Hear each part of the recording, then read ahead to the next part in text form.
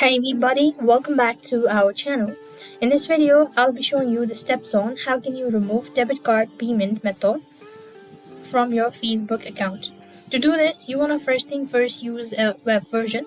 So open up your browser and type in facebook.com and log into your account. As logged in, this will direct you to the home page. Or right over here, click on the initials from the top or right hand side corner of your screen and go to settings and privacy.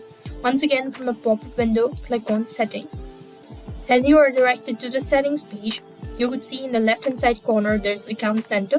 Click on See More in Account Center. Next, you'll be directed to this page. Scroll down a bit, you will be able to find this.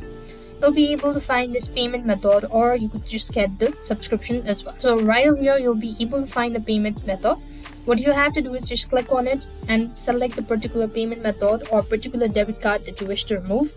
And that is how you will be able to remove your payment method from Facebook.